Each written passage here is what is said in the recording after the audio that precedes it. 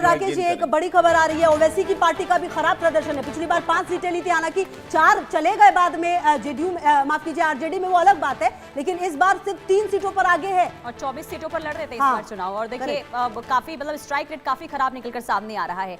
सीमांचल में ज्यादातर सीटों पर ये पीछे, जबकि सीमांचल में दबदबा माना जाता है। और इस बार जी देखिए सीमांचल में इस बात को लेकर लगातार ये कयास चल रहा था कि क्या आरजेडी जो है, आरजेडी से इनकी टक्कर होगी।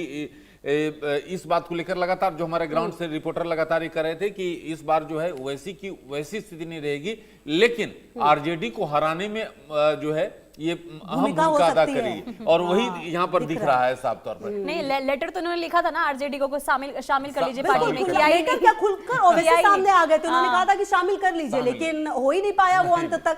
और फिलहाल अभी जो प्रदर्शन है वो 3 सीटों पर आगे चल रहे हैं। अच्छा राकेश जी, जो मेरा सवाल कांग्रेस को लेकर था, जवाब उसका भी दीजिएगा, क्योंकि प्रियंका जी जो बातें कह रही हैं, राज्यवार तो आपको जवाब देना पड़ेगा, राज्यवार मुद्दे उठाने पड़ेंगे और यहाँ लगना पड़ेगा किसी चुनाव के लिए। ये चीज तो सीखना पड़ेगा। 24x7 जिसे कहते हैं ना आप, चुनावी मोड, उसमें आपको आना पड़ेगा अगर प्रदर्शन ऐसा चाहिए तो। देखिए मैं यूपीए जब थी उस सरकार, उससे पहले से लगातार कांग्रेस को मैं करीब से देखता रहा हूं और जिस तरह से कांग्रेस को ग्राउंड जीरो पर काम करना पड़ेगा और 24x7 आप सामने जो आपके सामने जो पार्टी खड़ी है वो 24x7 365 डेज लगातार काम करती रहती है। सैटरडे हमेशा चुनावी मोड में, सैटरडे एकदम एक चुनाव खत्म होता है दूसरे की तैयारी और इसको लेकर जिस तरह से मैं इस बात को इसलिए जिक्र कर रहा हूं कि केंद्रीय गृह मंत्री अमित शाह ने साफ तौर पर कई पत्रकारों से मिले थे।